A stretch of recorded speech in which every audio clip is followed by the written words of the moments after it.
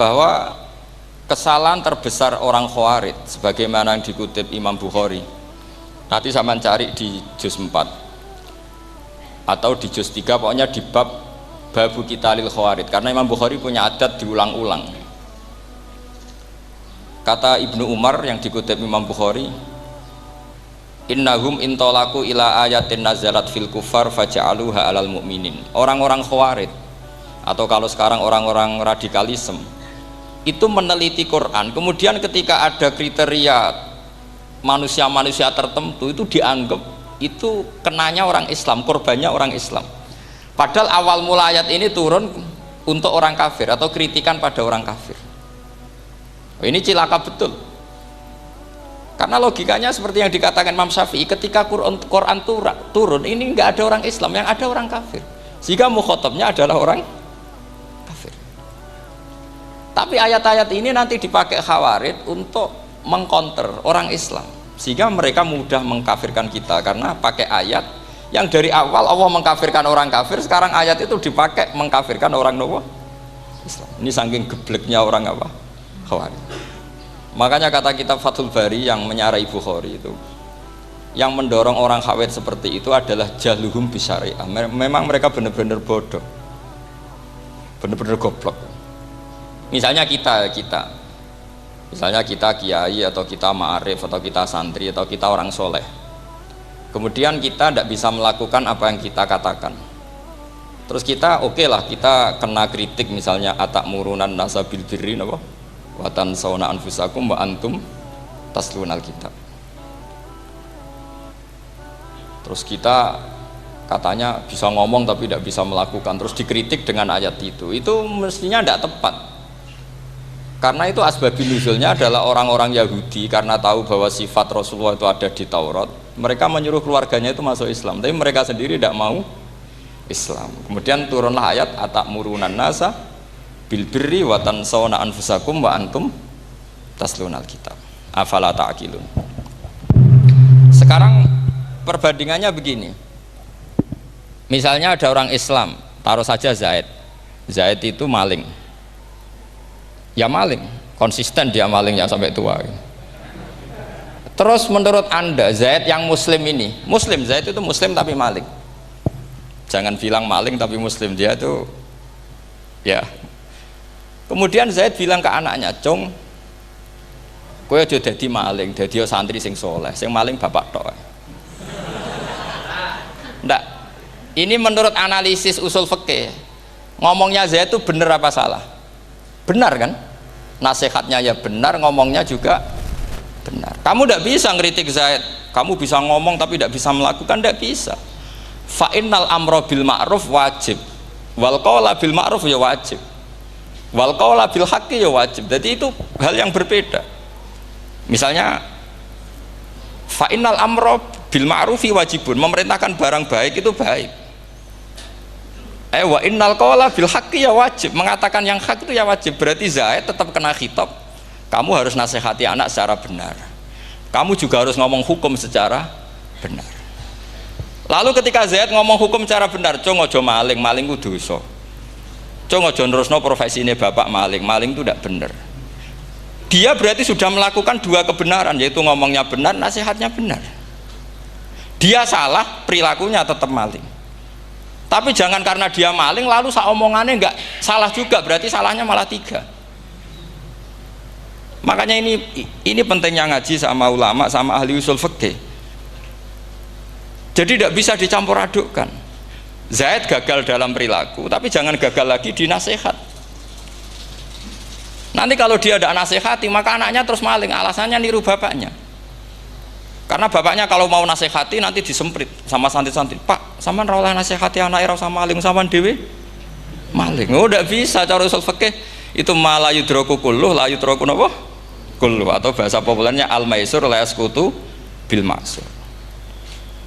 Misalnya kita sebagai kiai hanya bisa takrib, hanya bisa jurumiyah. Apa muda Fatul Mu'in cek abote. Bulet, maknane bulet. Kamu tidak boleh ngomong gini, "Cung, kowe sebagai muridku kudu nurut aku. Nak gurumu goblok tok takrib, kowe tok takrib wae." Gak oleh ngelangkai guru, gak sopan gitu misalnya gitu. Gak boleh gitu. Tetap kita ngomong, "Cung, kowe aja koyo aku. Kowe kudu alim Fathul Mu'in, alim Fathul Wahhab." Sama ndak bisa protes. Pak guru sendiri ndak bisa. Kebenaran tetap sebagai kebenaran meskipun kita ndak kuat melakukan atau ndak bisa melakukan. Lagi-lagi ayat itu sebenarnya ada untuk kita, untuk orang Yahudi, ta'murunan nasa bil birri wa tansawna anfusakum wa antum taslunal kitab. Sebab itu istidlal dengan Quran itu memang resikonya tinggi kalau tidak bagi mutabakhir, karena ya itu tadi, ini harus ada pengetahuan yang luas tentang asbabun nuzul, tentang kriteria. Nah kalau terpaksa, saya katakan terpaksa, kalau terpaksa kita iktibar itu boleh, tapi itu terpaksa, bahwa Allah mengkritik orang yang bisa ngomong tapi tidak bisa melakukan. Tapi itu secara usul fikih itu runyam, teori ini runyam sekali, fatal. Sama lihat tuh di kitab Bajuri atau di kitab-kitab fikih yang lain, ketika Shahibil Burdah atau Shahibil Bur'ah itu yang Imam Busiri itu, Muhammad bin Busiri itu, niku salah nama tapi kadung populer. Jadi sebetulnya Imam Busiri itu Shahibil Bur'ah, bukan Shahibil Burdah, tapi kadung terkenal Burdah, kita ikut-ikutan apa? Burdah. Imam Busiri itu ngeluh, "Saya ini orang yang banyak kesalahan. Di antara salah saya adalah saya bisa ngomong tapi tidak bisa melakukan. Yaitu saya ngomong misalnya orang supaya tahajud, saya tidak tahajud. Saya ngomong orang supaya sholat sunat, saya nggak pernah sholat sunat."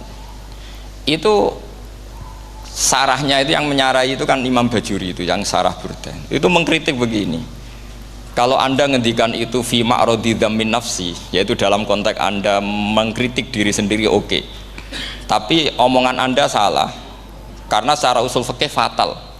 Fatalnya begini, misalnya saya nggak pernah tahajud, ya mungkin itu nyata, oke, mungkin itu nyata. Apakah kemudian saya tidak boleh mengatakan at-tahajjudu sunnatun? Apa saya diwajibkan diam hanya karena saya tidak pernah tahajud, terus saya seorang kiai yang haram mengatakan at-tahajjud sunnatun?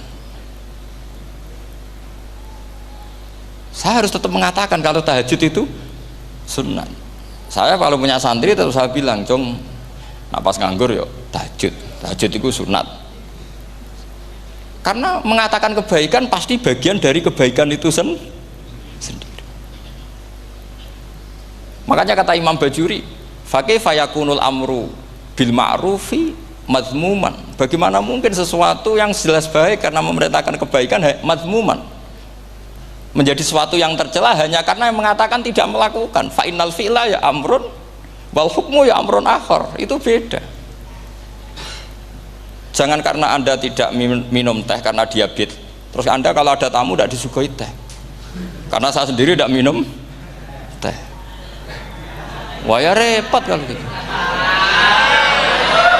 Nah itu lagi-lagi tadi orang Khawarij salah ketika mengartikan ayat yang harusnya objek kritiknya itu orang kafir, kemudian karena Quran lama sekali dibaca orang Islam sampai orang itu lupa kalau Quran awalnya turun diantaranya adalah membenahi akidahnya orang kafir, sehingga korbannya orang Islam. Itu mirip seperti cerita kita ya, santri-santri itu kalau punya musuh itu baca Hizib Nasor. Dulu pengarang Hizib Nasor itu musuhnya orang fasik, sehingga di Hizib santri ora duwe musuh wong fasik, duwene kancane dhewe, akhirnya kancane yang kena Hizib. Nah ini penting saya aturkan ya, sama seperti itu. Lama sekali Quran itu hanya dibaca orang Islam dan komunitasnya Muslim, sehingga seakan-akan semua kritikan Quran itu pada orang nopo Islam. Padahal jelas Quran ada kul ya ayyuhal kafirun. Jelas mukhatabnya orang kafir. Sadaqata lakum dinukum waliyadin. Nah ini penting kalau aturakan. Makanya kalau melihat itu, Quran jelas bisa difahami orang kafir. Bahkan banyak orang kafir yang menjadi muslim karena faham maknanya apa? Faham maknanya Quran. Itu jelas sekali. Itu masyhur sekali dialeknya Nabi dengan Walid bin Mughirah, dengan Utbah, dengan banyak sekali termasuk dengan Abu Jahal, dengan Abu Lahab. Bahkan orang-orang kafir Quraisy itu menyewa namanya Musailama Al-Kadzab. Kalau di sini umumnya baca Musailama apa Musailimah? Trennya di sini pakai fathah ya. Oh, itu entah ya, nggak tahu saya yang masalah yang mana itu kan, karena memang kalau dalam ilmu riwayat itu sekali salah baca itu kasus betul, kayak Sa'id bin Musayyab atau Sa'id bin Musayyib itu ketika beliau sugeng itu kalau dipanggil Sa'id bin Musayyab itu marah besar, karena maknanya Sa'id al-Musayyab itu yang ditawan. Makanya beliau bilang sayyabatni Irak wa anal Musayyib. Orang Irak mengatakan saya ini ditawan, sebenarnya saya yang menawan mereka. Tapi al-masyhur itu dibaca Sa'id bin Musayyab, padahal dia tidak mau dipanggil Sa'id bin